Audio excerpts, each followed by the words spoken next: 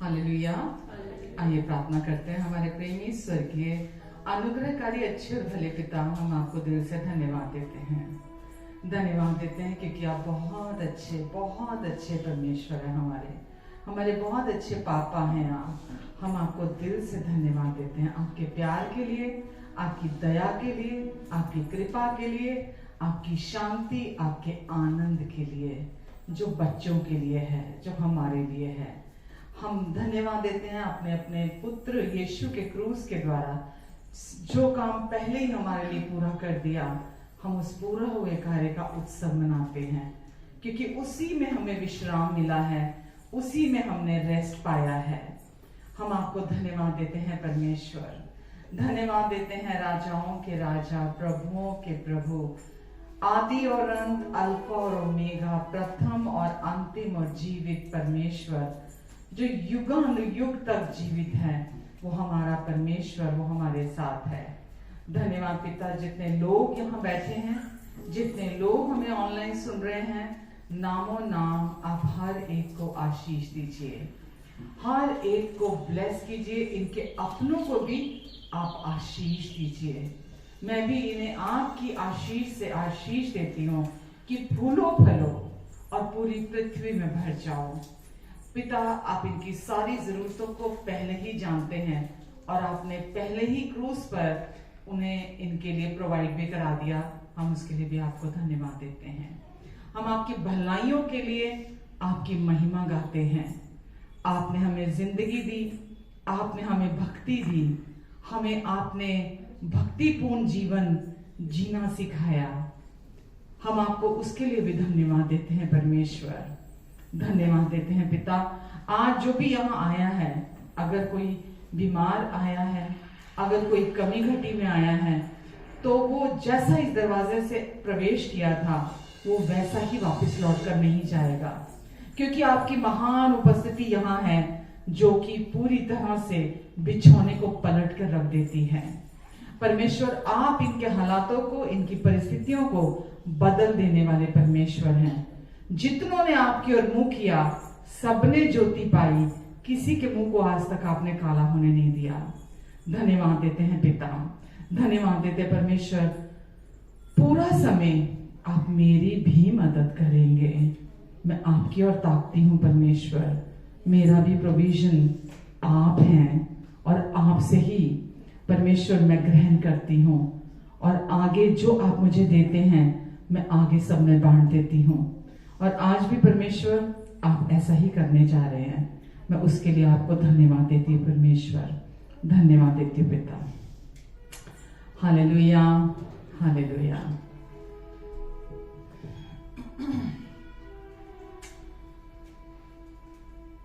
जिस नाम में है जिंदगी वो नाम है यीशु मसीह। जिस नाम में है बंदगी वो नाम है यीशु मसीह। यीशु नाम, यीशु नाम, यीशु नाम, यीशु नाम, यीशु नाम, यीशु नाम की जय। यीशु नाम, यीशु नाम, यीशु नाम, यीशु नाम, यीशु नाम, यीशु नाम की जय। जिस नाम में है जिंदगी वो नाम है यीशु मसीह। जिस नाम में है बंदगी वो नाम है यीशु मसीह। यीशु नाम, यीशु नाम, यीशु नाम, यीशु नाम, यीशु नाम, यीशु नाम की जय। यीशु नाम, यीशु नाम, यीशु नाम, यीशु नाम, यीशु नाम, यीशु नाम की जय। यीशु नाम में मिलती है क्षमा, यीशु नाम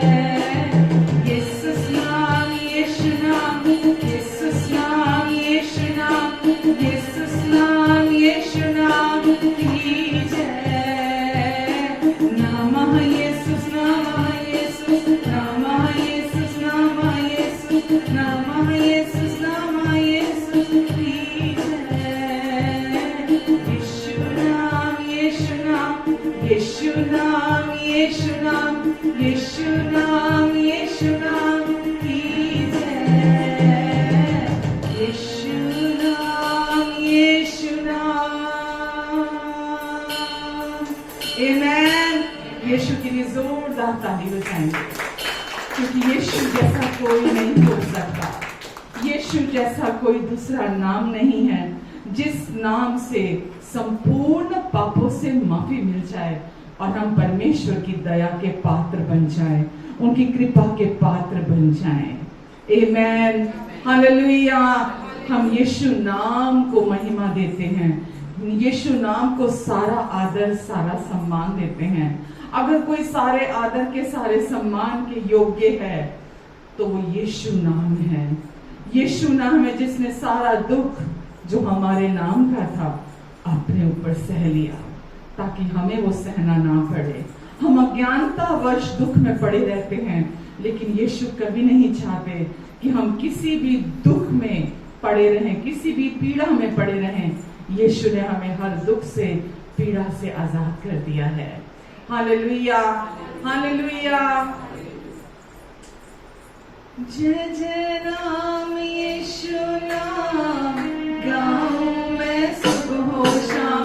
जय जय राम यीशु नाम गाऊं मैं सुबह हो शाम। जय जय राम यीशु नाम गाऊं मैं सुबह हो शाम।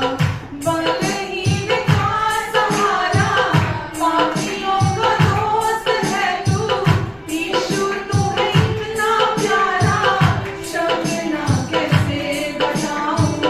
बलहीन का सहारा पापियों का दोस्त है तू, यीशु तू है इतना प्यारा, शब्द ना कैसे बताऊं। जय जय राम यीशु नाम गाऊं मैं सुबह हो शाम। जय जय राम यीशु नाम गाऊं मैं सुबह हो शाम। तुझ में बना रहूं तो अमृत फल लाऊं मैं, गाऊं तेरी जय सदा तो तुझ सा बन जाऊं मैं। तुझ में बना रहूं तो अमृत फल लाऊं मैं, गाऊं तेरी जय सदा तो तुझ सा बन जाऊं मैं। जय जय राम यीशु नाम गाऊं मैं सुबह हो शाम। जय जय राम यीशु नाम गाऊं मैं सुबह हो शाम। तू ही है जो मुझको बुलाता देता है जीवन जल, तेरी शक्ति पाऊं सदा और योजनाएं सफल हो जाए। तू ही है जो मुझको बुलाता देता है जीवन जल, तेरी शक्ति पाऊं सदा और योजनाएं सफल हो जाए। जय जय राम यीशु नाम गाऊं मैं सुबह हो शाम। जय जय राम यीशु नाम गाऊं मैं सुबह हो शाम। जय जय राम यीशु नाम गाऊं मैं सुबह हो शाम।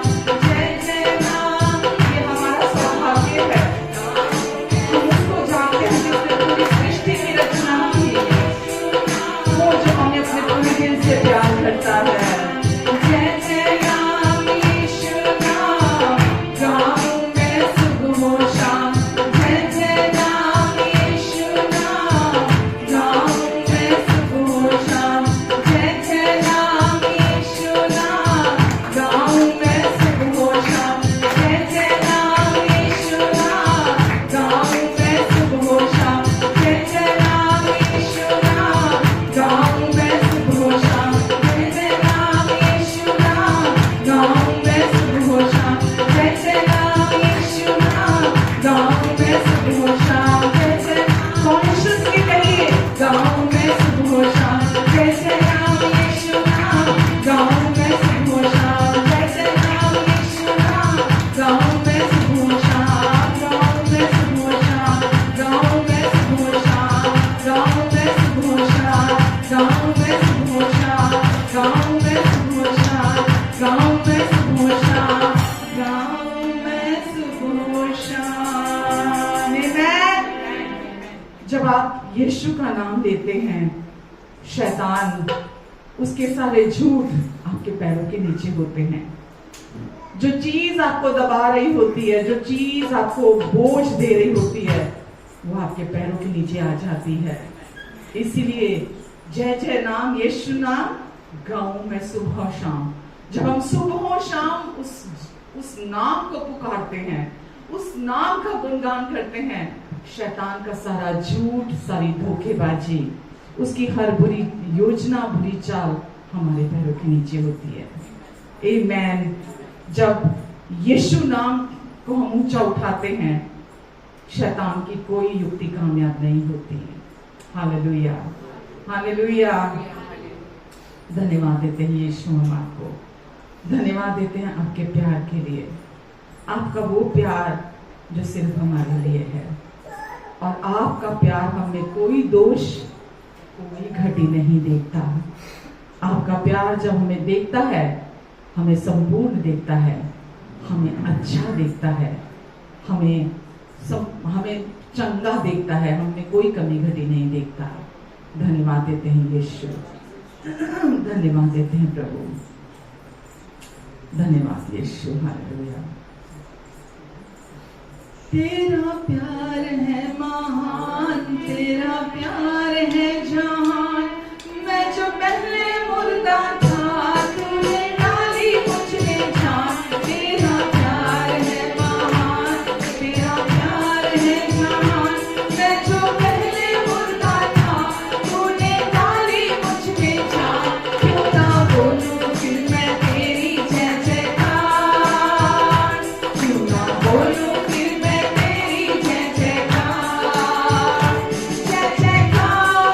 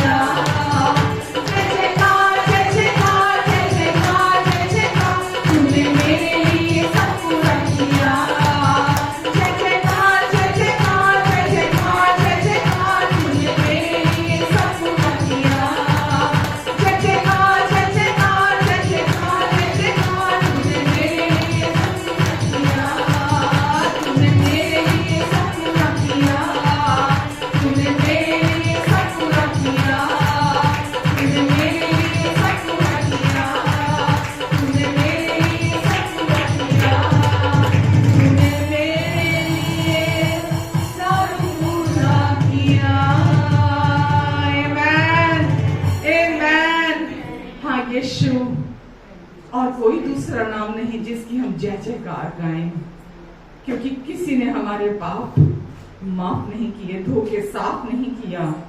हमारी कमजोरी, हमारी मजबूरी में हमें कोई ऐसा नहीं जिसने हमें समझा हो। सबने हम पर और बोझ डाला और बोझ दिया, लेकिन यीशु आपने कहा बड़े प्यार से, हे बोझ से दबे हुए लोगों, तुम मेरे पास आओ, मैं तुम्हें शांति दूंगा, मैं तुम्हें विश्राम दूंगा। मेरा बोझ ले लो, मेरा जुआ पहन लो, क्योंकि वो सहज है और वो हल्का है, क्योंकि मैं मन का दीन और नम्र हूँ। यीशु, हमने आपके प्यार का जुआ पहन लिया है, क्योंकि वो भारी नहीं है, वो हल्का है। हम यीशु आपको सारी महिमा देते हैं। एक ही नाम है जो योग्य है सारे आदर और महिमा के। जोरदार ताली हम अपने यीशु नाम के लिए बजाएंगे। जोरदार ताली, सारा धन्यवाद हम यीशु, हम खोलिए ताली बजाते हुए और कहिए, प्रभु यीशु मसीह धन्यवाद देते हैं। यीशु धन्यवाद देते हैं। यीशु हमें शांति देने के लिए, हमें रेस्ट देने के लिए, यीशु हमें हर दिन संभालने के लिए। बच्चा कहता है, धन्य है प्रभु जो हर दिन हमारा बोझ उठाता है। धन्य है प्रभु, धन्यवाद दीजिए यीशु कि हर दिन आप हमारा बोझ उठाते हुए चलते हैं। यीशु हम सारी महिमा आपको देते हैं, सारा आदर आपको देते हैं, सारा सम्मान आपको देते हैं। यीशु अगर आप नहीं आए होते हमारी जिंदगी में यीशु, तो हम नहीं जानते हमारा क्या हुआ होता, हम नहीं जानते हमारा क्या हुआ होता। लेकिन धन्य कहते हैं आपको यीशु, धन्यवाद देते हैं यीशु कि आपके प्यार ने हमें संभाल लिया, आपके प्यार ने हमें संभाल लिया, आपके प्यार ने हमेशा के लिए हमें आप में संपूर्ण बना दिया।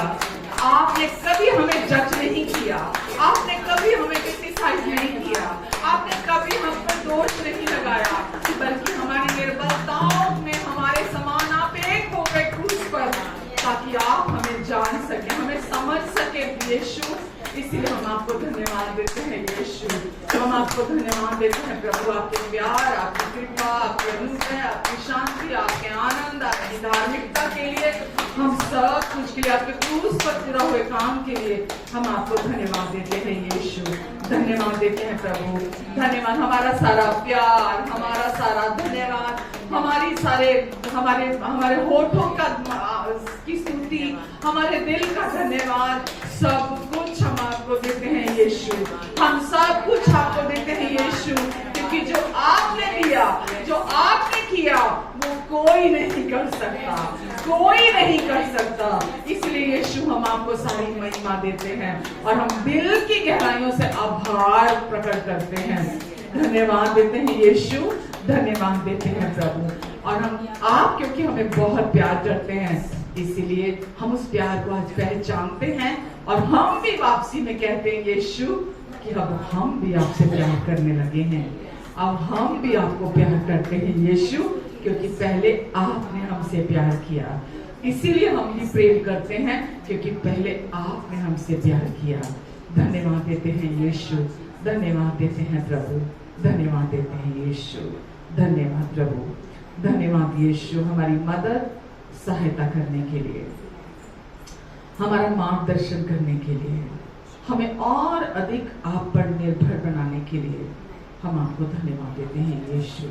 धन्यवाद प्रभु, हम और अधिक आपसे सीखना चाहते हैं, क्योंकि पवित्र आत्मा हमें दिया गया है ताकि वो हमें सब बातें सिखाए, हमें सब बातें सिखाए, केवल आत्मिक नहीं, सब बातें सिखाए।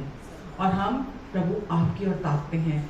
आज भी यीशु आप अपने वचन के द्वारा हम सबको धन्य करने जा रहे हैं, क्योंकि आपकी स्वर्गीय रोटी हमें मजबूत बनाती है, हमें ताकत देती है और हमें आगे बढ़ने में प्रेरित करती है।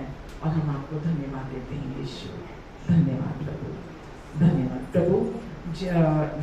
मैं क्वाइट को भी आपके हाथों में देती प्रभु। यीशु इन्हें भी आप ब्लेस करें और प्रभु इनकी भी सारी ज़रूरतों को अपनी महिमा के उज्जवल से जो मसीह यीशु ने आप पूरा करेंगे। आपका अनुग्रह इनके लिए काफी है। आमेन, आमेन। चलिए वचन के लिए तैयार हैं? आमेन, आमेन। हम परमेश्वर का धन्यवाद देते हैं। पता नहीं वचन नहीं होता तो मैं तो खुले में बोलती, पता नहीं मेरा क्या हुआ होता।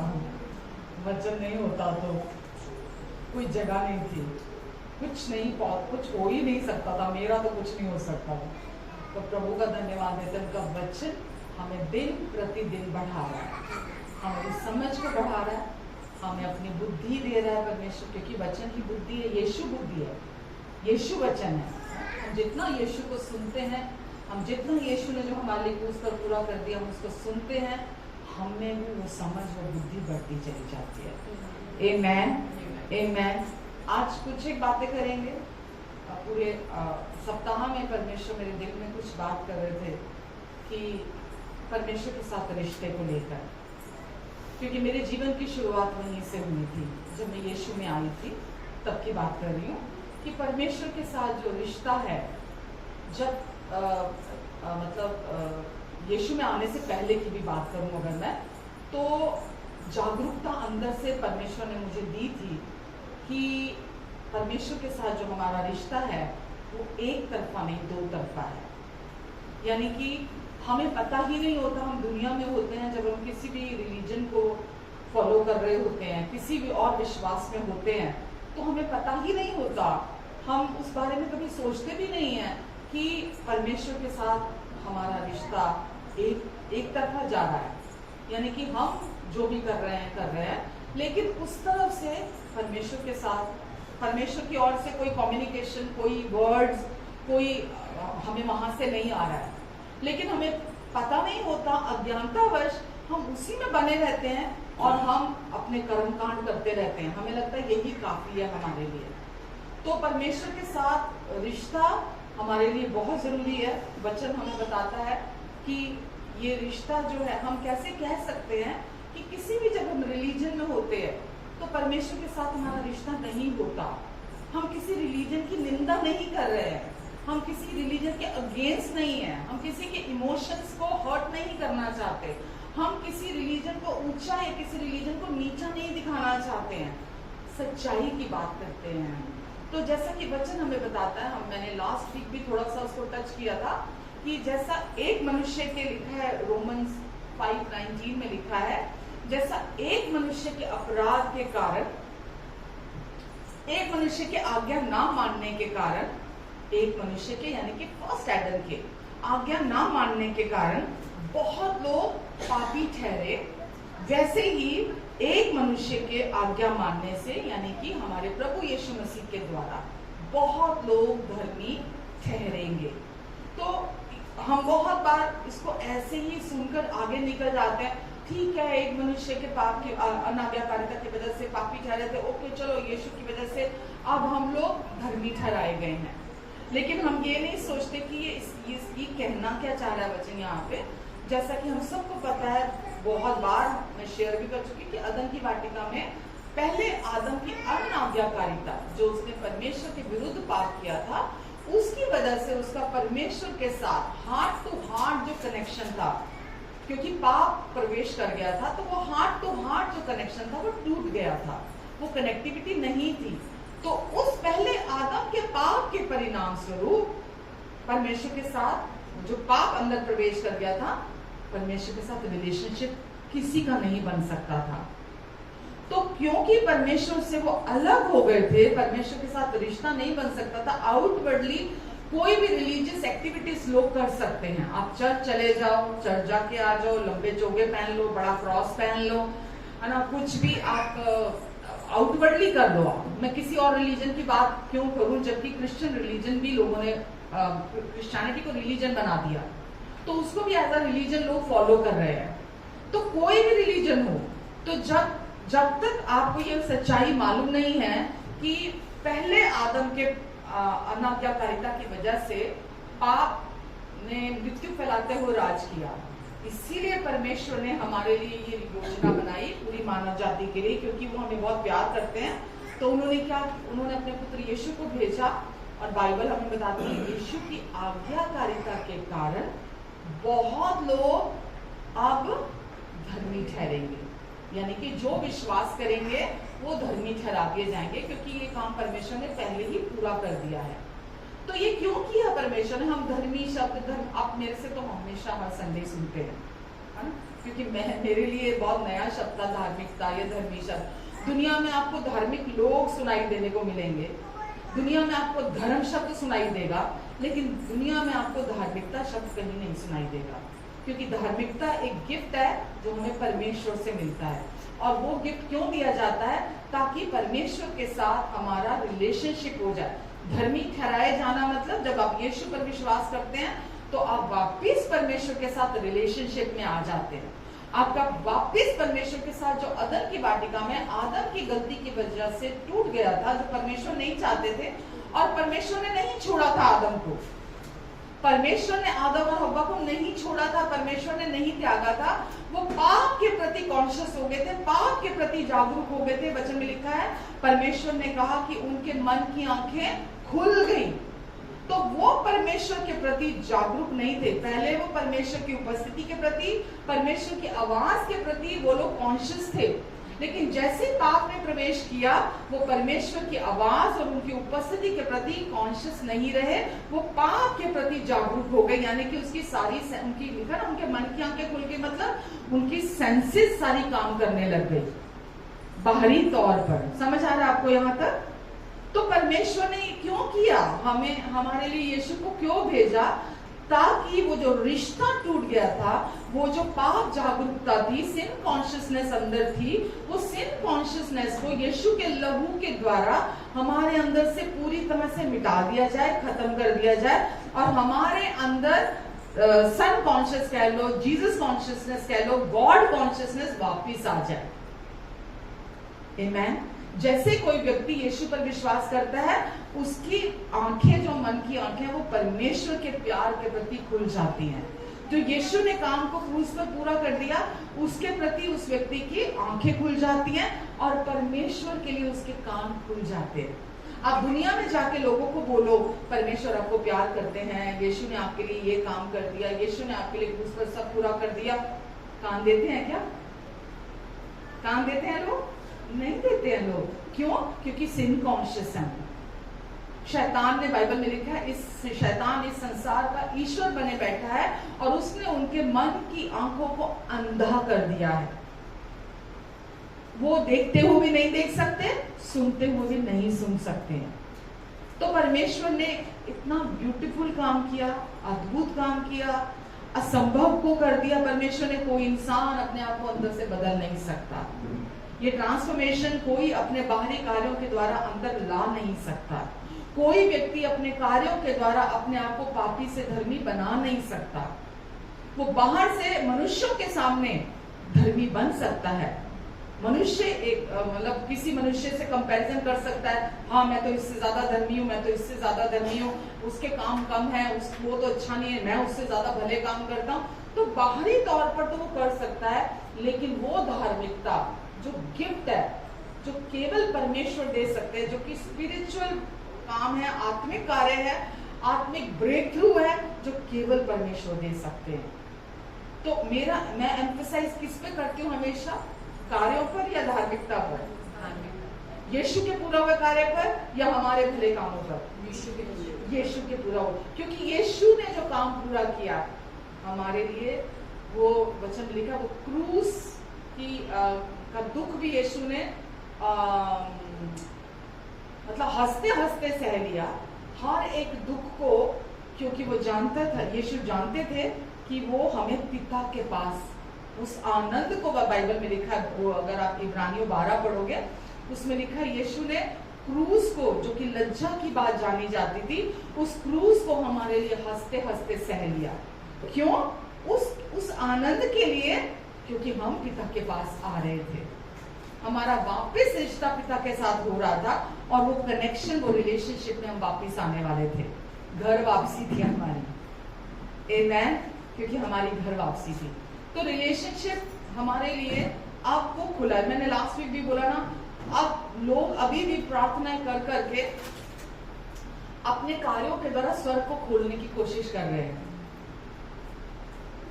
स्वर्ग आपको खोलने की जरूरत नहीं, वो नहीं खुलेगा क्योंकि वो खुला हुआ है। आपकी प्रार्थनाओं से, आपके कामों से स्वर्ग खुलने वाला नहीं है। यीशु के पूरा हुए कार्य के द्वारा जब यीशु गए हमारे पापों की कीमत लेकर पिता के पास अपना लहू, तो स्वर्ग हमारे लिए खुल गया क्योंकि हम भी यीशु के साथ गए, हम भी यीशु के साथ स्वर्गीय स्थानों में बैठे, सबसे ऊंचे पे इस समय भी हम वहां बैठे हुए हैं, तो हम वहां ऑलरेडी हैं। हमारे लिए स्वर्ग खोलने के लिए हमें कुछ नहीं करना है। आमेन। तो अगर हम बात करें कि अगर मैं आपसे पूछूं कि परमेश्वर के साथ रिश्ते को आप कैसे डिफाइन करेंगे अपना, कि आज मेरा परमेश्वर के साथ रिश्ता कैसा है, क्या आप कॉन्फिडेंट हैं या अभी भी कंफ्यूज हैं, या वंडरफुल रिश्ता है आपका परमेश्वर के साथ, या अभी भी इल्यूजन है, या आपको लग रहा है कि नहीं यार मेरा रिश्ता अभी भी परमेश्वर के साथ सही नहीं है, अभी भी बहुत सारी चीजें हैं, या एवरेज है मेरा परमेश्वर के साथ रिश्ता। कैसा है आपका रिश्ता परमेश्वर के साथ? क्या संतुष्ट हैं आप उस रिलेशनशिप जो परमेश्वर का आपके साथ है? क्योंकि देखो हमने रिलीजन तो कोई चेंज किया नहीं, कोई रिलीजन छोड़ा नहीं, कोई रिलीजन अपनाया नहीं है। हम लोगों ने सच्चाई को सुना, सच्चाई को जाना और सच्चाई ने हमें आजाद किया है, और हम पूरी तरह से आज आजाद हैं परमेश्वर के साथ रिलेशनशिप को एंजॉय करने के लिए। तो परमेश्वर कभी भी ये नहीं कहते कि हम असंतुष्ट बने रहें, नाखुश रहें, या हम सोचें कि होता ही नहीं है परमेश्वर के साथ रिश्ता कैसा होता है। समझना मेरी बात को, रिश्ता हमेशा दो तरफा होता है। जिस दिन मैं जब मैं प्रभु में आई थी उसके कुछ समय पहले की बात है कि मुझे रियलाइजेशन हुआ कि मैं जो भी विश्वास कर रही थी वहां मेरा रिश्ता जो है वो दो तरफा नहीं था।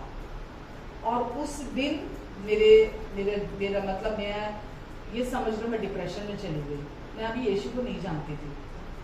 वो दिन था कि मैं डिप्रेशन में चली गई कि मैं इतने सालों से जहां विश्वास कर रही हूँ वहां ऐसा क्यों है कि वो रिश्ता एक तरफा है, मेरी तरफ से है लेकिन उधर से नहीं है।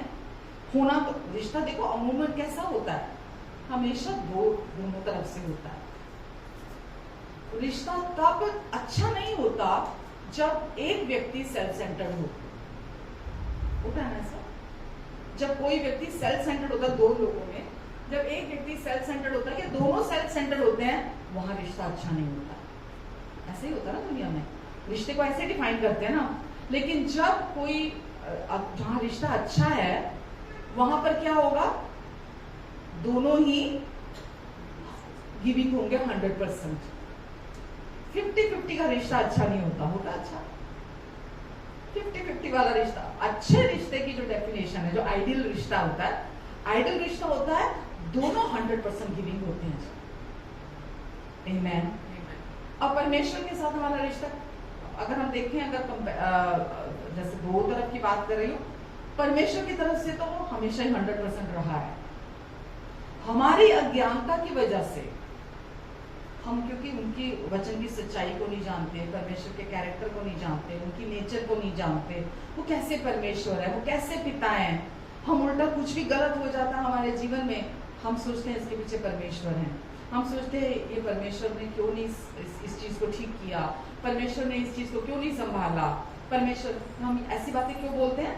अज्ञानतावश बोलते हैं, क्योंकि हम उस समय पर सेल्फ सेंटर्ड होते हैं, हमारा सारा फोकस अपने ऊपर होता है। आप समझ रहे हैं मेरी बात को?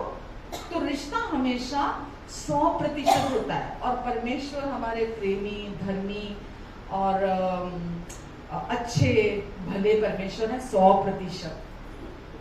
और वो आपके और मेरे जीवन से क्या चाहते हैं कि हम भी उनको जाने, राइट? परमेश्वर को आपसे कुछ चाहिए क्या? यहाँ मैं जब 100% की बात कर रही हूँ कि 100% गिविंग होना चाहिए, हेलो, कुछ चाहिए आपसे? केवल आपका फोकस और अटेंशन चाहिए 100%। क्योंकि वचन कहता है जो पाप से अज्ञात था उससे परमेश्वर ने हमारे लिए पाप ठहरा दिया। कुरिन्थियों 5:21 में लिखा है, ताकि उसमें होकर हम परमेश्वर की धार्मिकता बन जाएं। तो परमेश्वर ने अपना पाठ कर दिया, हमारा पार्ट भी कर दिया, हमारे लिए कुछ नहीं। मैं हमेशा बोलती हूँ ना कि हम परमेश्वर के पैसे बेनिफिशियरी हैं, हमेशा फायदा हमें परमेश्वर के उस पूरा हुए कार्य का लाभ उठाने के लिए हम वो पार्टी हैं।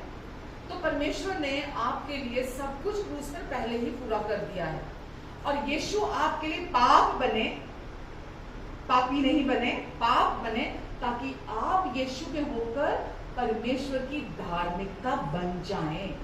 अब ये जो सेकंड पार्ट है ना, कि ताकि आप यीशु पर विश्वास करने के द्वारा परमेश्वर की धार्मिकता बन जाएं, ये आपका पार्ट है उस रिलेशनशिप को कंप्लीट करने का, जिसकी मैं अभी बात कर रही थी ना, कि रिश्ता 100% दोनों तरफ से होता है।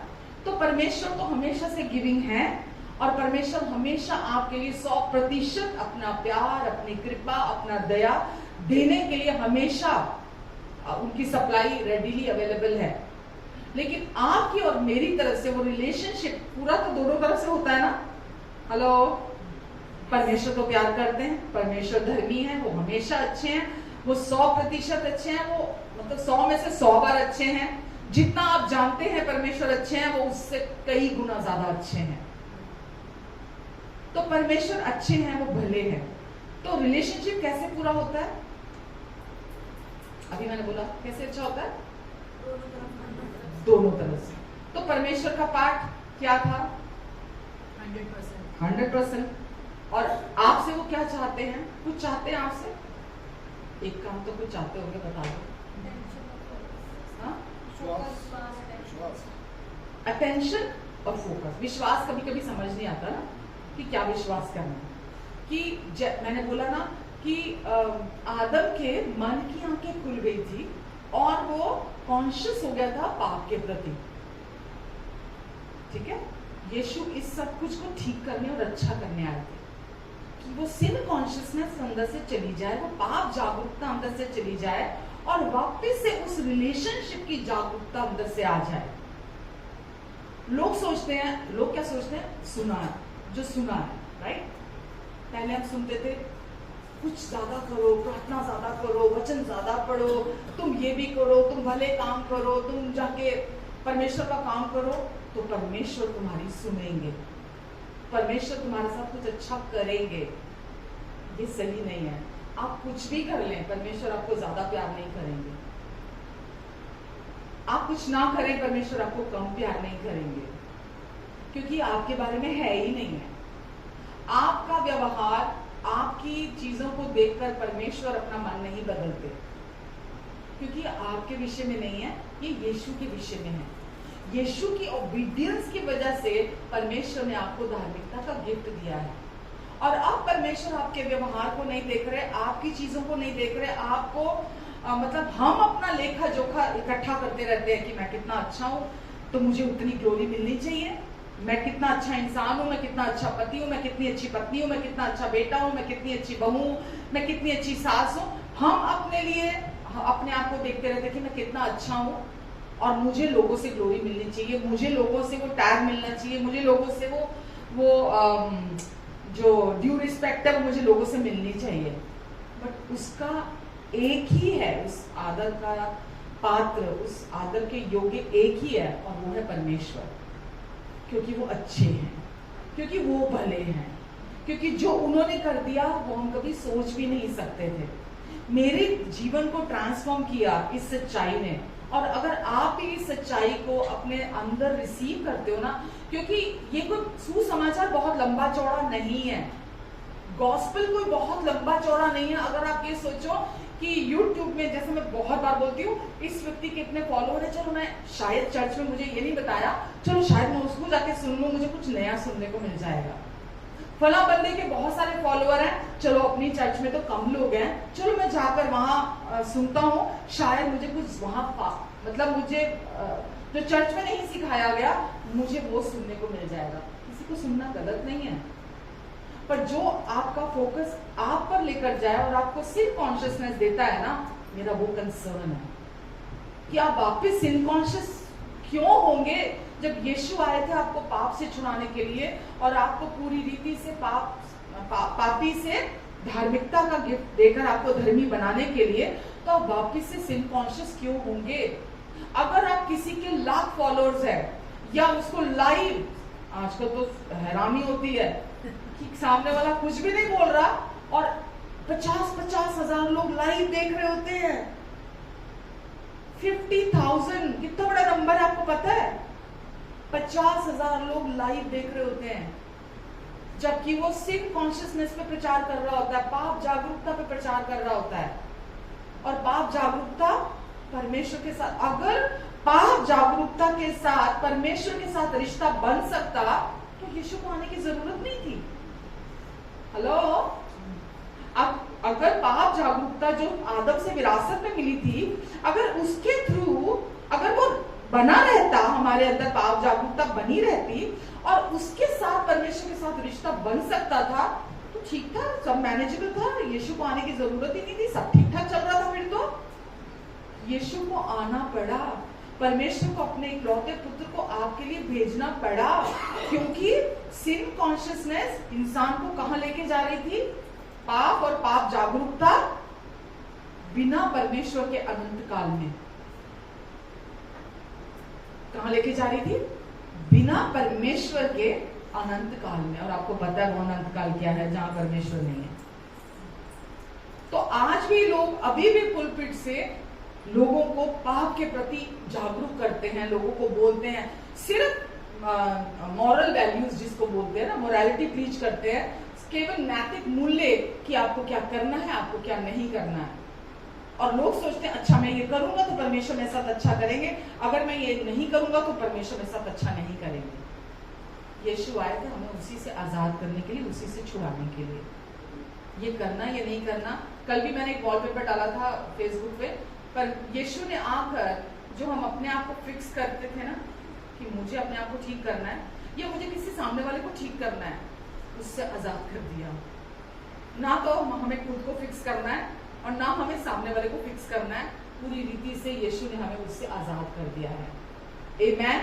और यीशु आए थे परमेश्वर के साथ हमारा रिश्ता अच्छा करने के लिए, वापस से जैसा अदन की वाटिका में था कि परमेश्वर को सुन सके, परमेश्वर की उपस्थिति में हम आनंदित हो सके। वो बाद में डरने लगे थे, आपको पता है, जैसे ही पाप किया था आदम और हव्वा ने, क्या हुआ था? वो परमेश्वर से डर के छिप गए थे, परमेश्वर की उपस्थिति से जाकर छिप गए थे और उन्हें आगे ज्ञात हुआ था कि वो नग्न है। तो परमेश्वर क्या चाहते हैं आज? रिलेशनशिप। क्या चाहते हैं? रिश्ता। क्या सच में आप कॉन्फिडेंट हैं परमेश्वर के साथ अपने रिश्ते को लेकर? मैं हाथ खड़ा करने के लिए नहीं बोल रही, मेरा मकसद किसी को शर्मिंदा करना नहीं है, नीचा दिखाना नहीं है। मेरा है कि मैं पुलपिट से खुल कर बातें बोलूं ताकि चीजें रोशनी में आए और शैतान को आपके मन के साथ खेलने का मौका ना मिले। आमेन, हालेलुया। तो कैसा है आपका रिश्ता परमेश्वर के साथ? क्या आपकी तरफ से 100% है? परमेश्वर की तरफ से तो 100% है। क्या आपकी तरफ से 100% है?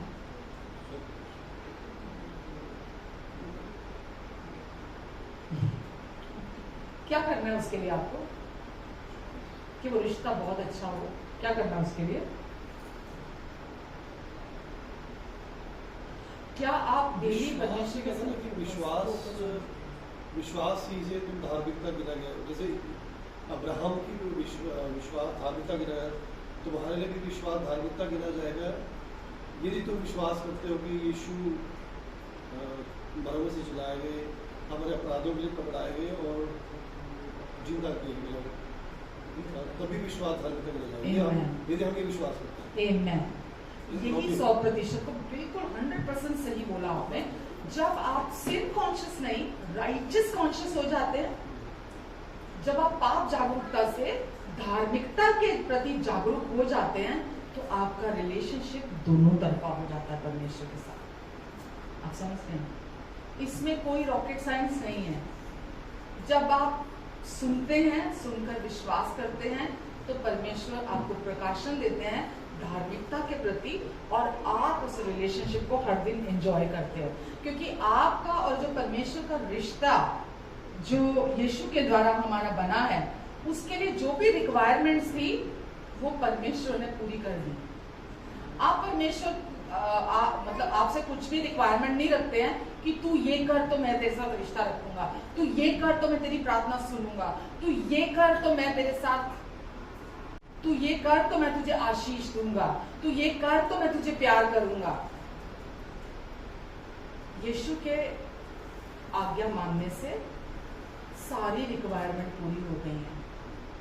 आप परमेश्वर के पास वापस आ गए हैं, पवित्र आत्मा अब आपके अंदर आकर रहने लगे हैं हमेशा हमेशा के लिए। वो कबूतर नहीं है कि आपने कुछ गलत किया तो वो उड़ के चले जाएंगे। वो हमेशा, यीशु ने कहा मैं तुम्हारे लिए एक सहायक भेजूंगा जो सदा तक तुम्हारे साथ रहेगा।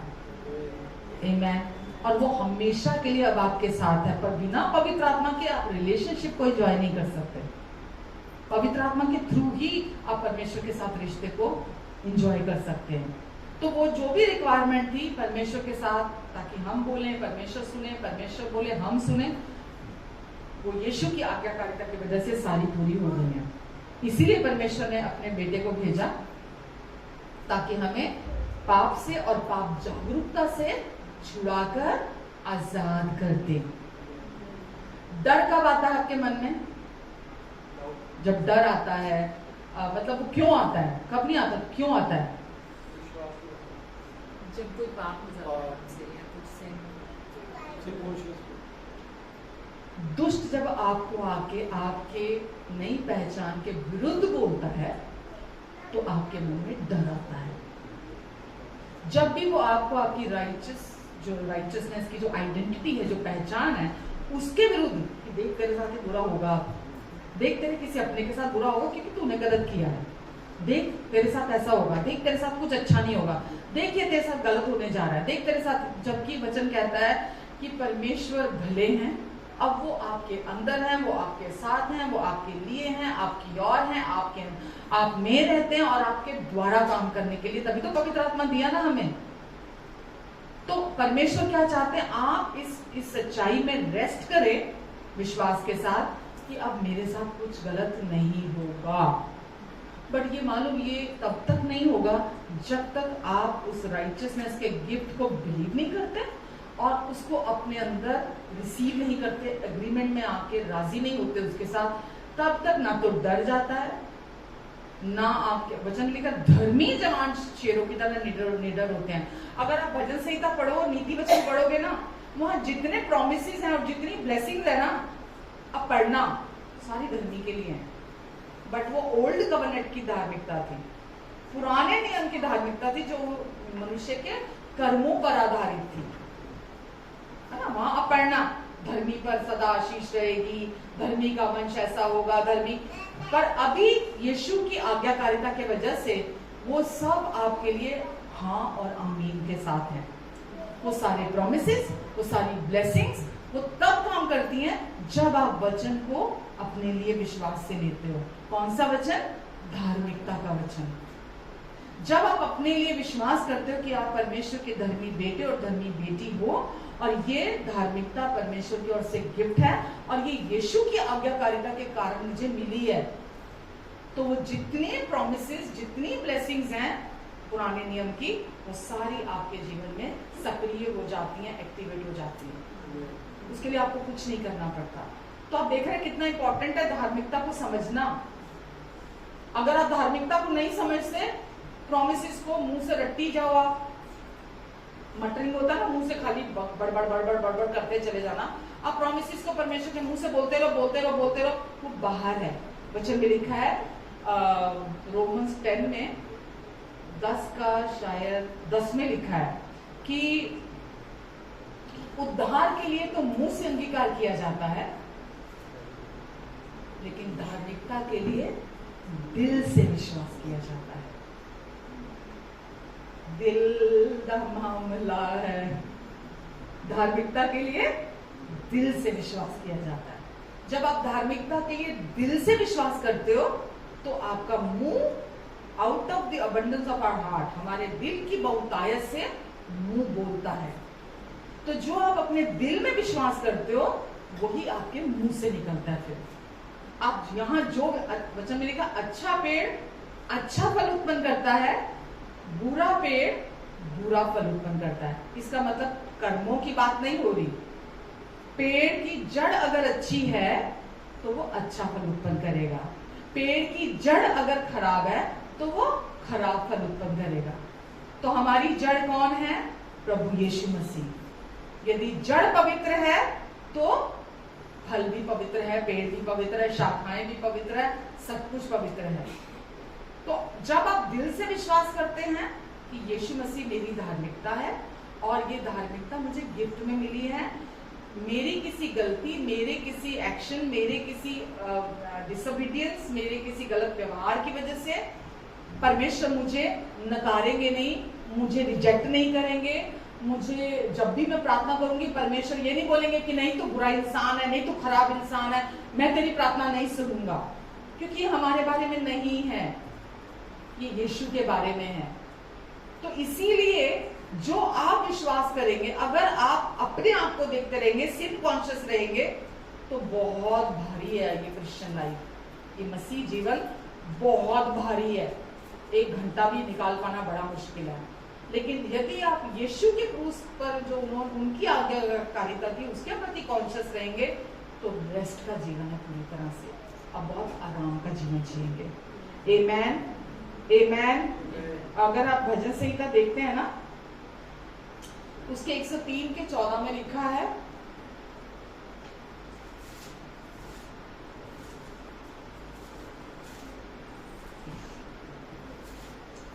एक 103 के 14 में किसी को मिल गया तो पढ़ दो फटाफट, जल्दी जल्दी। क्योंकि वह हमारी सृष्टि जानता है और उसको स्मरण रहता है कि मनुष्य बुद्धिहीन है। मनुष्य, परमेश्वर हमें जानते हैं, हमारी कमजोरियों को, हमारे हम क्या कर सकते हैं, हम क्या नहीं कर सकते, वो हमारी सृष्टि जानते हैं। हम कितने निर्बल हैं, हम अपने आप में कितने कमजोर हैं। तो इसीलिए उन्होंने यीशु को भेजा, और यीशु को भेजकर मतलब ये सबसे महान काम परमेश्वर ने किया, और अपनी दया दिखाई, अपनी बुद्धि दिखाई, अपनी सामर्थ्य परमेश्वर ने हमारे जीवन में दी, ताकि हम उनके अनुग्रह के पात्र बन सकें हमेशा के लिए। तो आप हमेशा के लिए परमेश्वर के अनुग्रह के पात्र हैं। कोई भी कभी भी कुछ भी आपको उनके प्यार, उनकी दया, उनके अनुग्रह से अब अलग नहीं कर सकता। ठीक है, लोग इस चीज को भी अदरवाइज ले लेते हैं कि आप इतना खुल खुल के बोलते हो तो लोग तो पाप करने लगेंगे। सिन कॉन्शियसनेस की वजह से लोग पाप करते हैं, उनको लाइसेंस नहीं चाहिए। जब सिन कॉन्शियसनेस अंदर से पाप जागरूकता चली जाती है, पाप करने की इच्छा भी चली जाती है।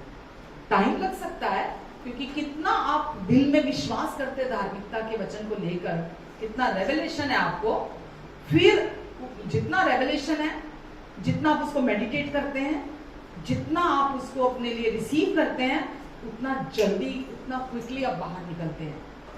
पाप की प्रभुता आपके जीवन, उस व्यक्ति के जीवन में बनी नहीं रह सकती जो राइचस कॉन्शियस हो। एक जगह लिखा है ग्रंथियों में, धार्मिकता के लिए जाग उठो, धार्मिकता के लिए जाग उठो और पाप ना करो। तो पहले क्या आया? पाप ना करो, ये आया पहले। धार्मिकता के लिए अवेक टू द राइचियसनेस, धार्मिकता के लिए जाग उठो, और फिर आगे क्या आया? पाप ना करो। तो जब कोई व्यक्ति परमेश्वर के उस उपहार, परमेश्वर के उस गिफ्ट धार्मिकता के लिए जाग उठता है, तो वो पाप नहीं करता, पाप उसको मजा नहीं देता, वो पाप को एंजॉय नहीं करता। समझ रहे हैं आप? तो ये कहना कि जब हम लोगों को ये कहते हैं कि परमेश्वर आपके व्यवहार को नहीं देख रहे, परमेश्वर आपके बर्ताव को नहीं देख रहे, परमेश्वर आपकी किसी चीज का लेखा जोखा रखे हुए नहीं है, परमेश्वर आपको जानते हैं कि आप मनुष्य हो, आपकी प्रकृति, आपकी सृष्टि को वो जानते हैं कि आप मनुष्य हो, वो आपकी गलती करने से पहले ही जानते हैं कि आप गलती करोगे। आप 5 साल बाद कौन सी गलती करने वाले, वो आपको हैरान करेगी, वो परमेश्वर को हैरान नहीं करती। परमेश्वर को पता है कि आप वो गलती करोगे। समझ रहे हैं आप? तो आपको सबसे पहले अपने अंदर उस कार्य को जिसको यीशु पूरा करने के लिए आए थे, आपकी धार्मिकता के कार्य को, क्योंकि कोई व्यक्ति नहीं कर सकता था। वचन में लिखा है, परमेश्वर ने जब सृष्टि को देखा तो परमेश्वर ने बोला कोई धर्मी नहीं, एक भी नहीं, क्योंकि कोई भी व्यक्ति अपने कार्यों के द्वारा धर्मी नहीं बन सकता। अपने मनुष्य के सामने तो बन सकता है, परमेश्वर की दृष्टि में कोई भी व्यक्ति अपने भले कार्यों से धर्मी नहीं बन सकता। तो इसीलिए परमेश्वर ने ये उपचार रखा, ये उपाय रखा। परमेश्वर को रिश्ता चाहिए। परमेश्वर को किसी रिलीजन में कोई इंटरेस्ट नहीं है। आप जिस मर्जी रिलीजन में हो, आप, मैंने बोला ना, सबसे पहले मैं क्रिश्चियन धर्म की बात करूंगी। आप किसी भी रिलीजन में हैं, परमेश्वर को खुश नहीं कर सकते आप। वचन में लिखा है इब्रानियों में, बिना विश्वास 11:6 में, बिना विश्वास परमेश्वर को प्रसन्न करना अनहोना है। क्या विश्वास? क्या विश्वास? जो यीशु ने क्रूस पर आपके लिए कार्य पूरा किया। क्या कार्य पूरा किया? आपकी धार्मिकता के कार्य को। आपको पाप जागरूकता से धार्मिकता की जागरूकता आपको दे दी है। ये कार्य आपके लिए पूरा कर दिया है। आपके कितने पापों से यीशु ने निपटा? हेलो, कितने? 2, 10, 20, 50, 100? कितने? पास्ट के, प्रेजेंट के, फ्यूचर के? क्या? सारे संपूर्ण पापों के लिए एक ही बलिदान, एक ही चढ़ावा परमेश्वर ने दिया हमारे लिए। और संपूर्ण मानव जाति के पापों को परमेश्वर ने यीशु के लहू से धो दिया। बाइबल कहती है यीशु जब क्रूस पर गए, पूरी मानव जाति के पाप, आत्मिक अनदेखे संसार में एक कार्य हुआ जो परमेश्वर ने किया, अपने पुत्र के देह पर डाला।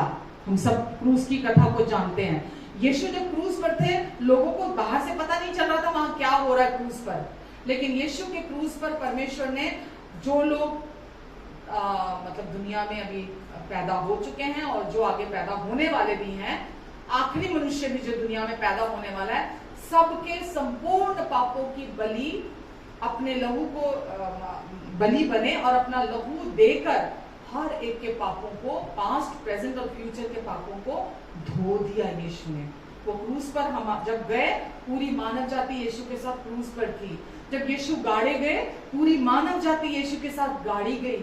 जब यीशु जी उठे, पूरी मानव जाति यीशु के साथ जी उठी।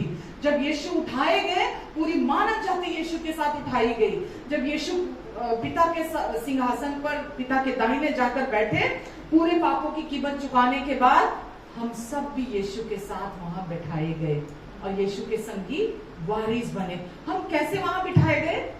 क्योंकि पापी व्यक्ति तो स्वर्ग नहीं जा सकता। हम एक भी पाप के साथ स्वर्ग में प्रवेश नहीं कर सकते। नहीं कर सकते मतलब नहीं कर सकते, क्योंकि परमेश्वर पवित्र, पवित्र, अति पवित्र परमेश्वर है।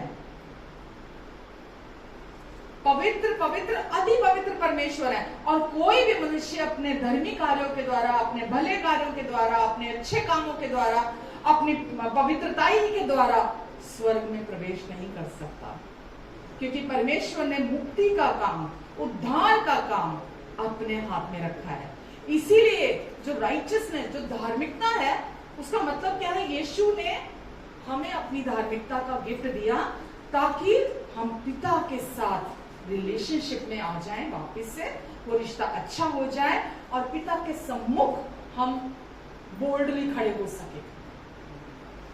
जो कि मैंने बोला अदन की वाटिका में सिन कॉन्शियसनेस, पाप की वजह से वो परमेश्वर से डर कर छिप गए थे। परमेश्वर चाहते हैं कि धर्मी, परमेश्वर की धार्मिकता पर विश्वास करने के द्वारा हम बोल्डली खड़े रह सकें।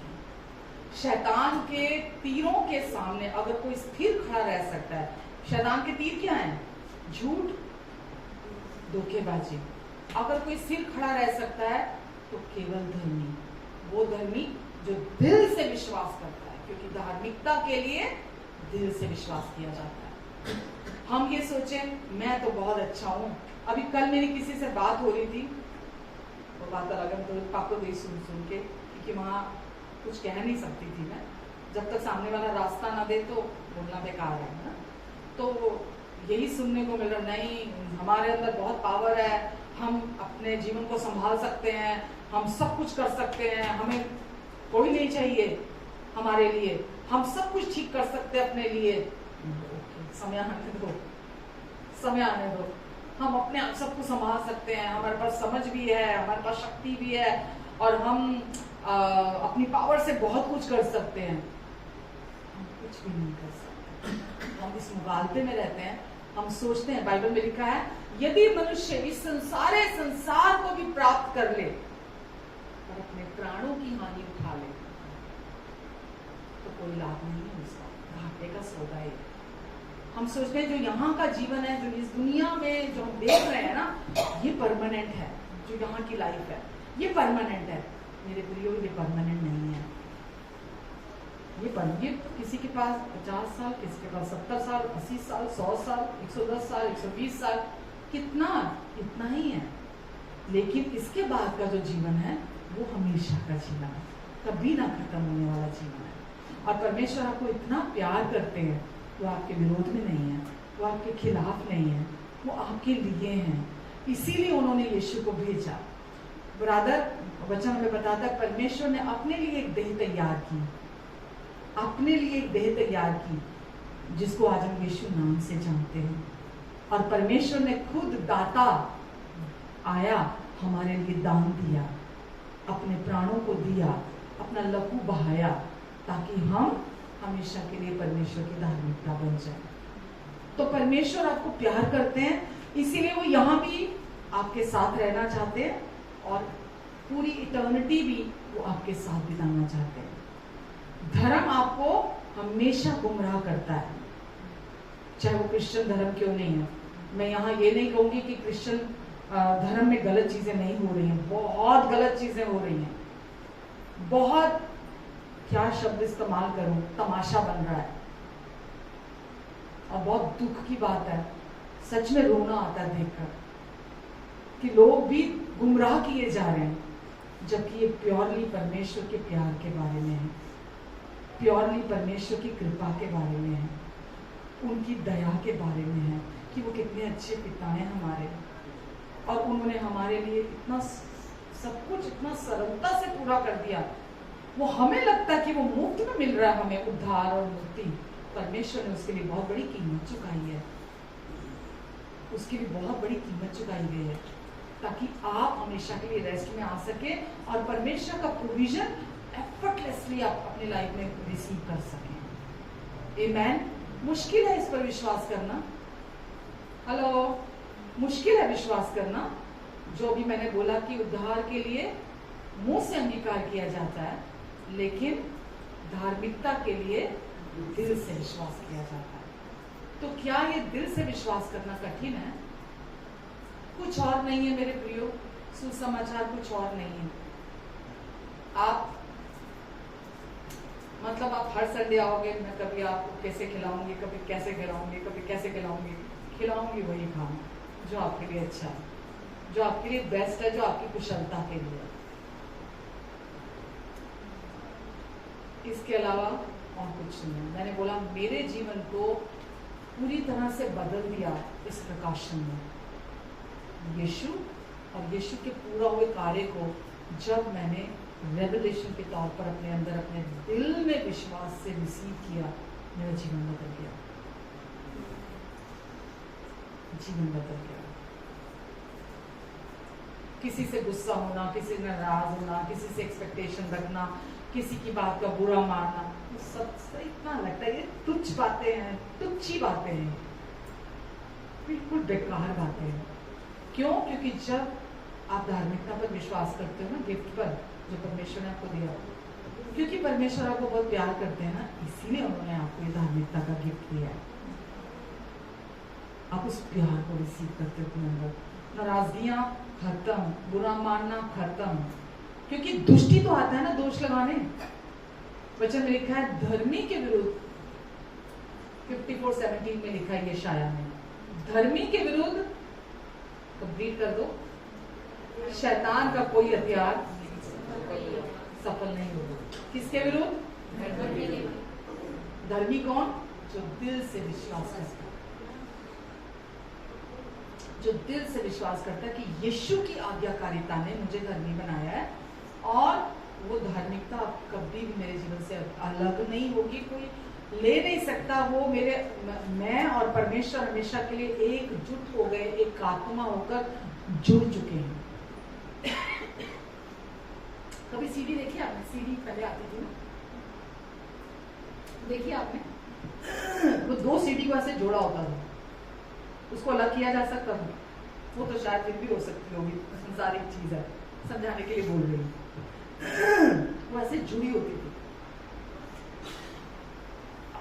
परमेश्वर के साथ आप हमेशा के लिए, जब आप विश्वास करते हो दिल से धार्मिकता के लिए, जिस दिन आपने विश्वास किया ना यीशु पर, उसी दिन परमेश्वर ने आपको धर्मी बना दिया, अपनी धार्मिकता का गिफ्ट दे दिया।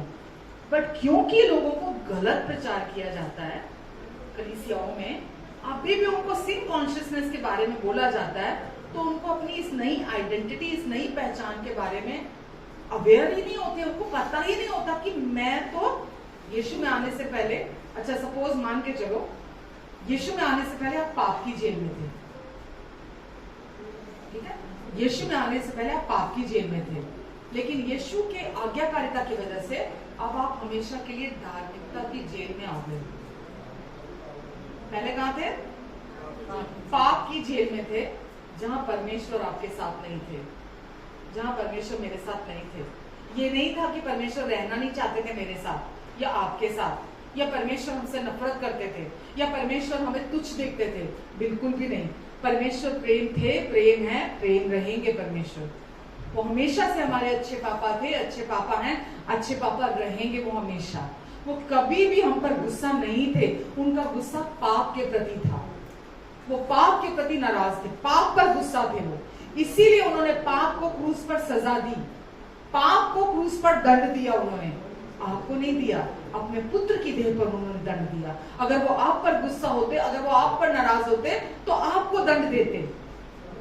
वो आप पर कभी भी गुस्सा नहीं थे, वो आप पर कभी भी नाराज नहीं थे, इसलिए उन्होंने आपको दंड नहीं दिया।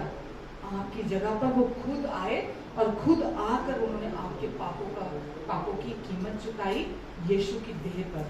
और हमेशा का बोलते खल्लासा कर देना, खल्लासा कर देना, आपके पास्ट, प्रेजेंट और फ्यूचर के भी एक एक पाप की कीमत उन्होंने चुकाई। अनाज्ञाकारिता की वजह से पाप आया था, प्रवेश किया था, लेकिन यीशु की आज्ञाकारिता की वजह से धार्मिकता का गिफ्ट आया। जब आदम ने पाप किया था, आप वहां थे, तो उनकी वाटिका में मौजूद थे, वहां फिजिकली किया था आपने पाप, फिजिकली बोल रही था, बीज के रूप में नहीं बोल रही। जब आदम ने पाप किया था तो कोई व्यक्ति उसके साथ वहां मौजूद था, फिजिकली नहीं किया था। सबने आदम में पाप किया था, क्योंकि हम सब बीज के रूप में आदम में थे, ठीक है। तो आदम के पाप की वजह से हम सब पापी ठहरे, हमने कुछ नहीं किया था, हम उसका बाय प्रोडक्ट है। उसकी वजह से हमें वो पाप विरासत में मिला और मनुष्य पाप करने लगा, समझ आ गया। और उसकी वजह से पाप के परिणाम स्वरूप दुनिया में बीमारियां आई, दुनिया में श्राप आए, दुनिया में कमी घटी आई, दुनिया में गरीबी आई, दुनिया में बुरी चीजें हुई, जो भी बुरा, जो भी खराब, जो भी गलत, यहाँ तक कि आप बोलो सुनामी है, या जो भी यहाँ पे अर्थक्वेक्स आते हैं, या जो भी नेचुरल डिजास्टर है, जो कुछ भी होता है, वो सब पहले आदम के अनाज्ञाकारिता की वजह से, उसके पाप के परिणाम स्वरूप आया, परमेश्वर की वजह से नहीं है। लोग आज भी बोलते हैं, सोचते हैं परमेश्वर भूकंप लेकर आ रहे हैं, परमेश्वर की वजह से ये हो रहा है, परमेश्वर की वजह से ये महामारी आई है, परमेश्वर की वजह से वो पाप जो हम, क्योंकि फॉलन वर्ल्ड में रहते हैं, पाप के परिणाम स्वरूप ये सब कुछ इस दुनिया में आया है। हर बीमारी पाप की वजह से आई है, हर श्राप, तो ये किसी ने मांगा नहीं, ये आदम के डीएनए के थ्रू पूरी मानव जाति में फैलता चला गया। विरासत में मिल गया। मैं नहीं चाहती थी, मुझे पता होता ये मिलने वाला, मैं पहले मना कर देती, पर किसी को नहीं पता था ना। जब माँ के गर्भ से आए तो पाप की विरासत लेकर आए, और उसकी वजह से ही बीमारियां, कमी घटी, श्राप, जो भी बुराइयां आई उसकी वजह से आई। जो गुस्से की बीमारी है आज, वो पहले आदम से विरासत में मिली है। डर पहले आदम से विरासत में मिला है। दोष पहले आदम से, गिल्ट कह लो, कंडमनेशन कह लो, वो पहले आदम से मिला है। अब उसी टोकन में अगर आप देखो, प्रभु यीशु मसीह हमारे लिए पाप बने। जैसे पहले आदम के पाप की वजह से हम पापी बन गए थे, ऐसे ही प्रभु यीशु मसीह हमारे लिए पाप बने, ताकि प्रभु यीशु मसीह में होकर हम परमेश्वर के धर्मी बेटे और बेटियां बन जाएं। तो हमने कोई अच्छे काम नहीं किए, हमारा कोई कंट्रीब्यूशन नहीं था, ये परमेश्वर और यीशु के बीच में समझौता, एग्रीमेंट था। तो ये उनके बीच में हुआ, इसीलिए हम में से कोई उसे तोड़ नहीं सकता था। ठीक है, तो यीशु ने आपको अपनी धार्मिकता दी, आपके डीएनए में। जिस दिन आप विश्वास करते हैं उस दिन वो धार्मिकता आपके डीएनए में आ जाती है। ये परमेश्वर का कार्य है। ये मत बोलना कैसी बहकी बहकी बातें करते हैं। जब तक मोबाइल नहीं आया था ना, कौन विश्वास करता था बिना वायर के मोबाइल में बात हो सकती है। अब देखो वीडियो, वाह क्या डांस दिख रहा होता है, क्या गाने दिख रहे होते हैं, क्या लड़ाइयां दिख रही होती हैं बिना वायर के। तो हम परमेश्वर को क्या सोचते हैं, परमेश्वर अगर मनुष्य ये कर सकता है, जिसको परमेश्वर ने अपनी समझ दी है, तो क्या परमेश्वर महान, अद्भुत, बड़े बड़े काम करने में कमजोर है क्या? परमेश्वर ने पूरी मानव जाति के लिए इस कार्य को किया, और जो कोई विश्वास करता है वो परमेश्वर की धार्मिकता बन जाता है। वो पाप की बीमारी जो आदम के द्वारा हम सबके डीएनए में आई थी, वो हमारे डीएनए से चली जाती है, और हमें परमेश्वर की धार्मिकता यीशु मसीह पर विश्वास करने के द्वारा हमारे डीएनए में हम प्राप्त कर लेते हैं। आमेन। और जिस दिन आप उस धार्मिकता को दिल से विश्वास करते हैं, आप खुद ही मुझे बताएंगे कि ये सचमुच आप इतने टाइम से बोलते थे, हम उतना सीरियसली नहीं लेते थे, लेकिन सचमुच में जिंदगी बदल गई है। डिप्रेशन कहाँ गया पता नहीं।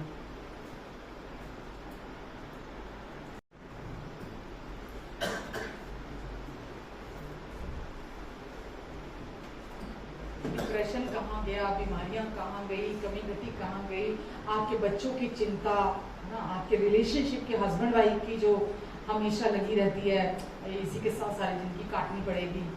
अरे यार अब तो ये सौदा ऐसा है, कोई इसको बदल दे, लगता है ना ऐसा।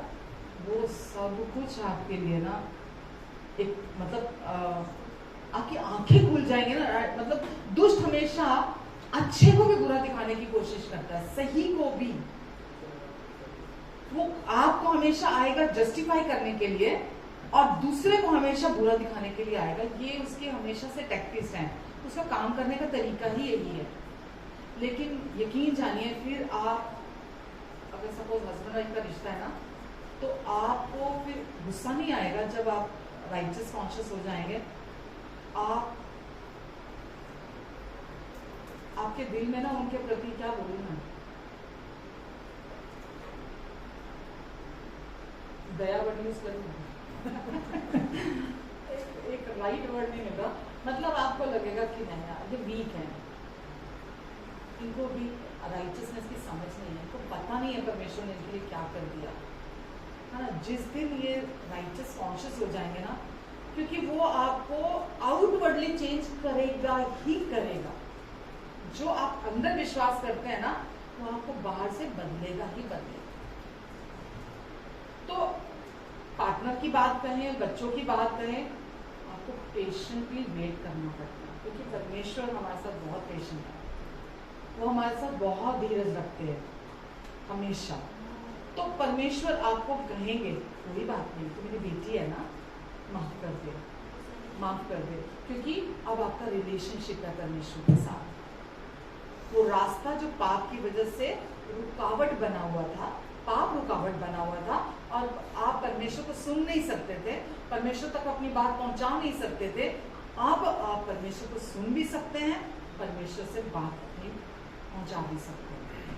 तो कभी भी खुश मत होइए अगर आप बाहरी मतलब रिलीजियस एक्टिविटीज कर रहे हैं और बहुत अच्छे काम। रोज मेरे हस्बैंड दोपहर के 2 बजे तक 3 बजे तक यीशु में आने से पहले बहुत अच्छे अच्छे काम करते थे। 2 बजे तक 3 बजे तक बहुत बढ़िया बढ़िया काम करते थे और ईगो इतनी थी कि पता था मैं तो बहुत अच्छा इंसान हूँ, मैं तो बड़े अच्छे काम करता हूँ, भर भर के ईगो थी। पर पता नहीं था ना, तब सच पता नहीं था। जब ट्रांसफॉर्मेशन होता है ना, अंदर काम परमेश्वर करते हैं, अंदर बदलाव परमेश्वर लाते हैं, वो ट्रांसफॉर्मेशन अंदर का दिखेगा ही दिखेगा, बाहर वो आएगा ही आएगा, वो हो नहीं सकता ना आए। तो अगर आप अपने में बदलाव देखना चाहते हैं, अपनी फैमिली में बदलाव देखना चाहते हैं, दोष लगाना बंद कीजिए।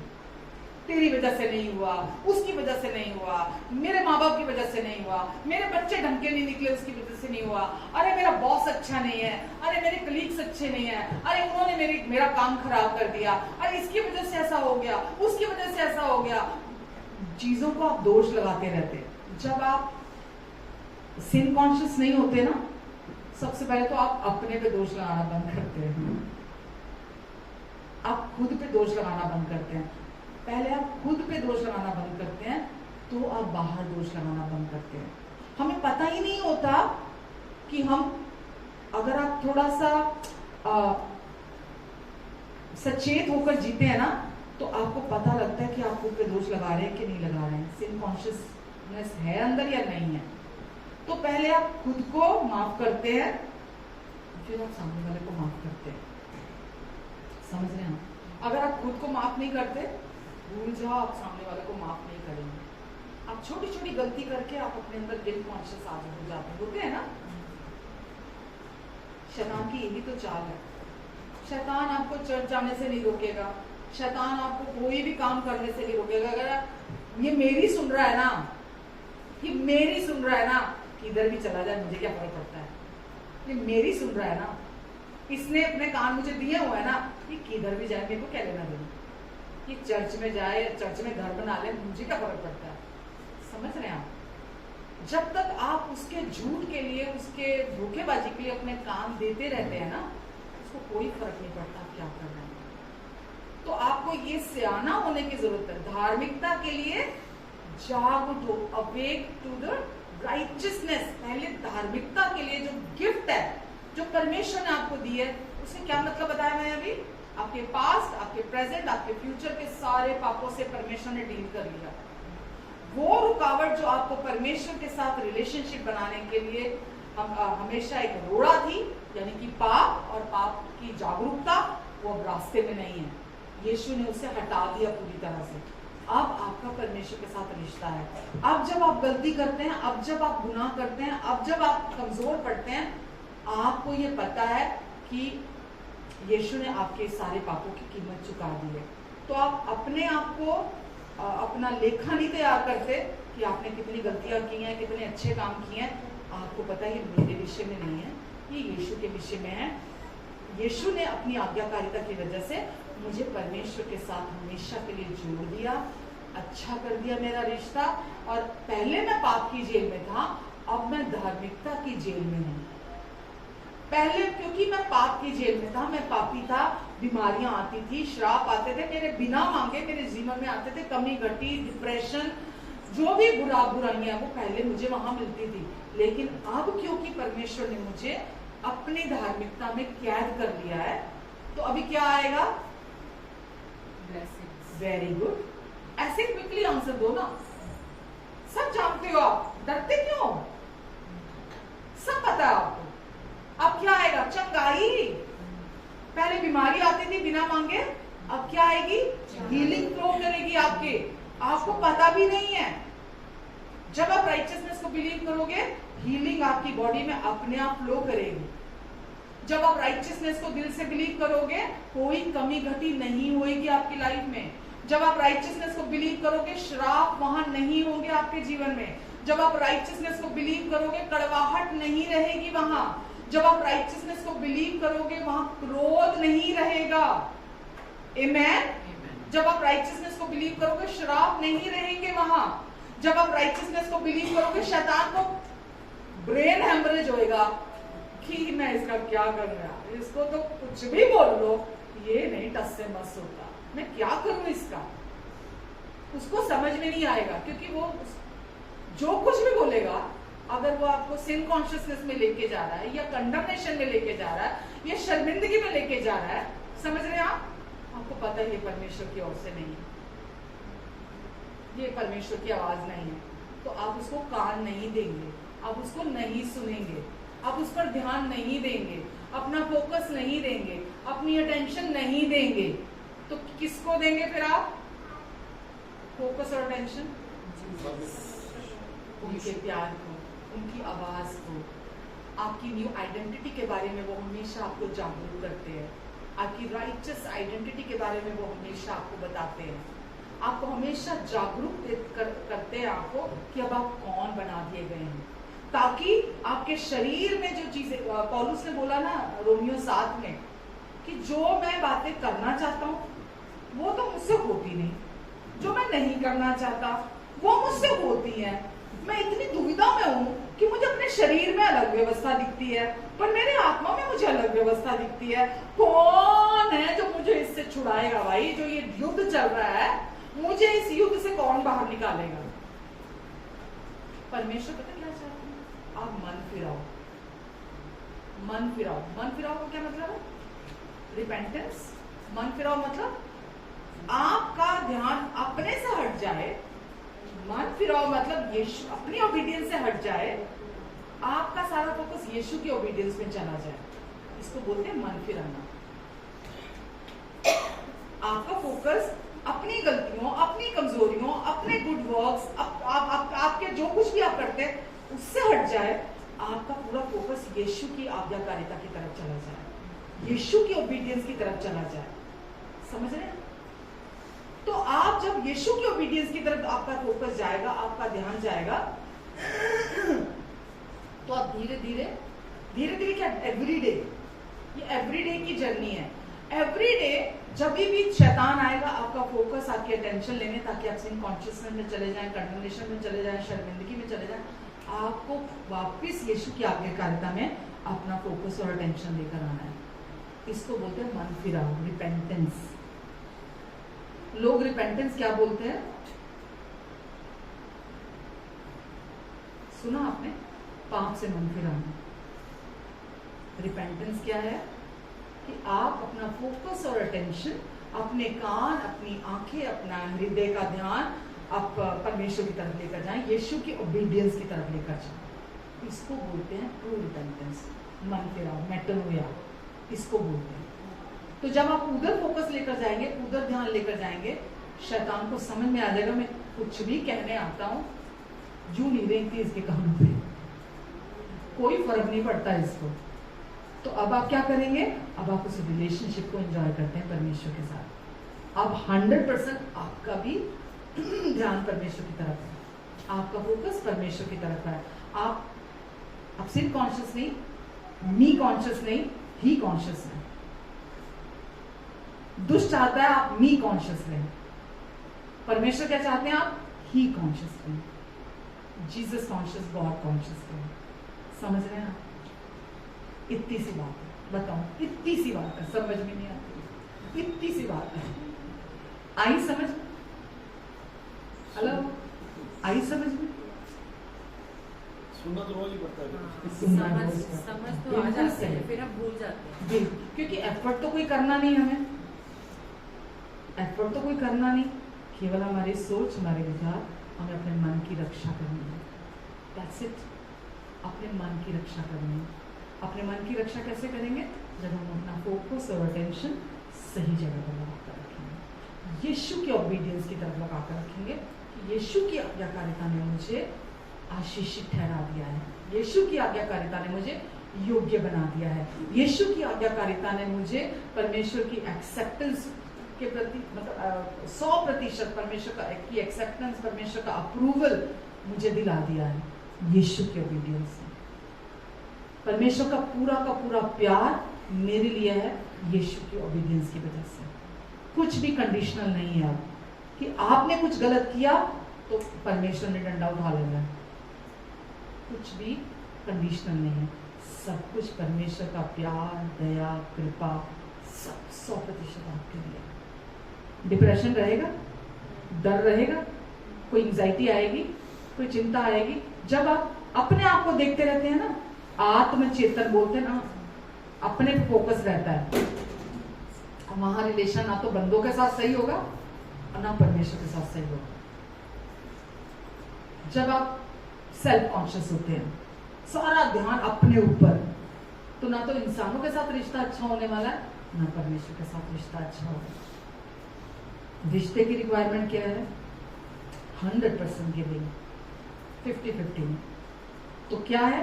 परमेश्वर ने अपना 100% दे दिया, हमारा भी 100% पूरा कर दिया। अभी वो क्या कहते हैं? अपना फोकस, अपना अटेंशन उस पूरा हुए कार्य पर। वो जो मैंने तुम्हारे लिए कर दिया है, 100% काम पूरा कर दिया, तुम्हारे संपूर्ण पापों की कीमत मैंने यीशु के लहू के द्वारा चुका दी है। तुम्हारे पास्ट, प्रेजेंट और फ्यूचर के पापों से तुम्हें धोकर शुद्ध कर दिया, साफ कर दिया। अगर ये कोई रिलीजन होता तो सबसे पहले मैं इसका इनकार करती। मैं ईमानदारी से बताऊं, मुझे रिलीजन से सख्त नफरत है, चाहे वो क्रिश्चियन रिलीजन क्यों नहीं है। मुझे सबसे पहले मैं खड़ी होंगी आगे, आप कभी भी देख लेना, मुझे रिलीजन से, क्योंकि परमेश्वर को रिलीजन से नफरत है। परमेश्वर को क्रिश्चियन रिलीजन नहीं चाहिए, परमेश्वर को किसी रिलीजन में कोई इंटरेस्ट नहीं है। परमेश्वर को आप में रुचि है, क्योंकि आप उनकी सृष्टि है। वो आपको प्यार करते हैं, वो आपको खुश देखना चाहते हैं, वो आपको आशीषित देखना चाहते हैं और एफर्टलेसली देखना चाहते हैं, क्योंकि मेजर काम उन्होंने पूरा कर दिया है। बाकी का आपका है, जिसको आपको रेस्ट में रहना है। हर आत्मिक लड़ाई में रेस्ट में जीता जाता है। शारीरिक लड़ाई बल से जीती जाती है, आत्मिक लड़ाई रेस्ट में जीती जाती है। रेस्ट में कौन रहता है? जो राइचियसनेस को बिलीव करता है, जो राइचियसनेस के गिफ्ट को रिसीव करता है, वो हमेशा रेस्ट में रहता है। और जो रेस्ट में रहता है वो कभी आत्मिक लड़ाई में नहीं हारता। शैतान आज की डेट में सबसे ज्यादा मसीह लोगों के अगेंस्ट है। उसको कोई फर्क नहीं पड़ता आप किसी रिलीजन को फॉलो करो या क्रिश्चियनिटी को फॉलो कर लो एज अ रिलीजन, उसको कोई फर्क नहीं पड़ता। उसको फर्क तब पड़ता है जब कोई व्यक्ति राइचियसनेस को समझ आता है, जब कोई व्यक्ति ये समझ आता है कि अब मैं परमेश्वर की दृष्टि में निर्दोष, निष्पाप, निष्कलंक हूं। जब ये सच्चाई को कोई व्यक्ति जान जाता है कि परमेश्वर मुझ पर गुस्सा नहीं है, परमेश्वर मुझ पर नाराज नहीं है, मैं अगर कुछ बहुत अच्छा करूं तो परमेश्वर मुझसे बहुत खुश होने वाले नहीं है, अगर मैं गलती कर दूं परमेश्वर मुझ पर नाराज होने वाले नहीं है। जो व्यक्ति इन सच्चाइयों को जान जाता है, बाइबल में लिखा है तुम सच्चाई को जानोगे और सच्चाई तुम्हें आजाद करेगी। ज्ञान आजाद नहीं करता, ज्ञान कितना भी सुन लो बंधन देगा आपको, फ्रस्ट्रेशन देगा आपको, लेकिन सच्चाई आपको आजाद करती है। और जिसे पुत्र आजाद कर देता है वो पूरी तरह से आजाद हो जाता है। आमेन। किससे? शैतान से, रिलीजन से, पाप से, मृत्यु से पूरी तरह से आजाद हो जाता है।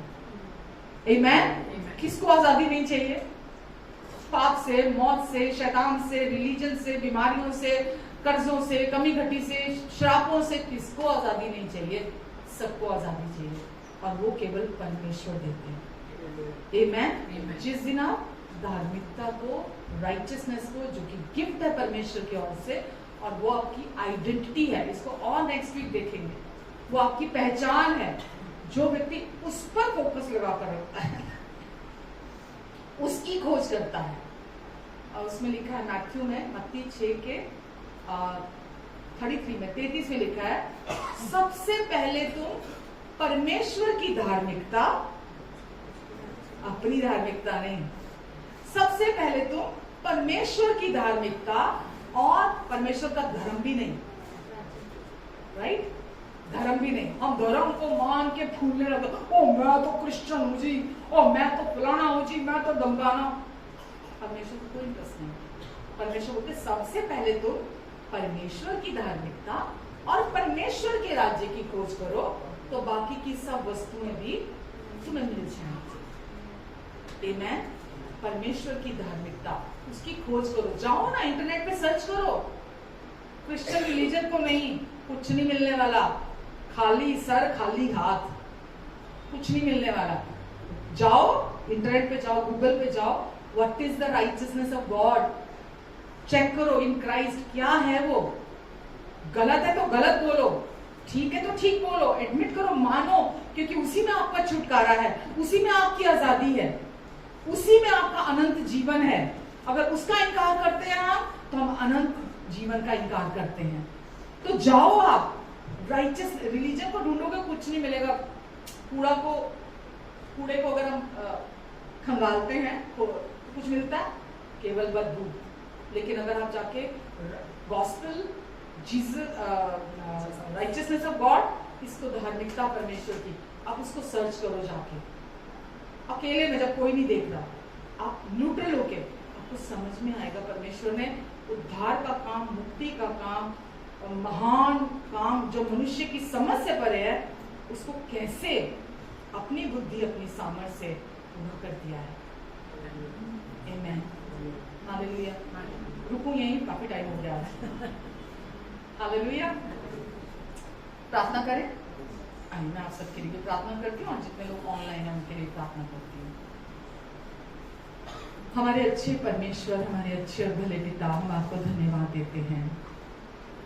धन्यवाद देते हैं अच्छे पिता, आपके प्यार के लिए, आपकी भलाइयों के लिए। क्रूस पर जो काम आपने हमारे लिए पूरा कर दिया, उस पूरा हुए कार्य के लिए हम आपको धन्यवाद देते हैं। आज के वचन के लिए आपको धन्यवाद देते हैं हमारे अच्छे पिता।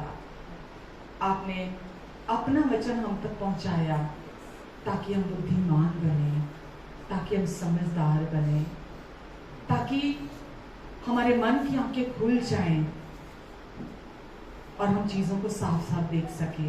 धन्यवाद परमेश्वर। जो भी वचन का बीज आज इनके दिलों में बोया गया है, वो 30 गुना, 60 गुना, 100 गुना फल लेकर आएगा। परमेश्वर, जितने लोग यहाँ हैं और जितने लोग ऑनलाइन हमें सुन रहे हैं, देख रहे हैं, इन सबको आप आशीष दीजिए, इनके अपनों को आप आशीष दीजिए। इनके आने और जाने पर आप अपनी आशीष को ठहराएंगे। परमेश्वर, आपने इन्हें सर बनाया है, पूछ नहीं, इन्हें ऊपर रखा है, सबसे ऊपर, नीचे नहीं। ये आशीषित है घर के अंदर भी और घर के बाहर भी। आपने इन्हें उधार लेने वाली जाति से उधार देने वाली जाति में शामिल कर दिया है, उसके लिए भी हम आपको धन्यवाद देते हैं। आप अपना अनुग्रहकारी हाथ इन पर बनाकर रखेंगे, अपने मुख का तेज इनके मुख पर चमकाएंगे। शैतान की मैं सारी गंदी युक्तियों को, गंदी चालों को इनके और इनके अपनों के जीवन से तोड़ती हुई यीशु मसीह के नाम से। दुष्ट तेरी कोई गंदी चाल इनके और इनके अपनों के जीवन में कामयाब ना होने पाए यीशु के नाम से। परमेश्वर, आप इन्हें अपने पंखों की आड़ के नीचे, अपने परों के नीचे, अपने लहू के नीचे कवर करके रखेंगे, क्योंकि धर्मी हमेशा आपके पंखों की आड़ के नीचे रहता है।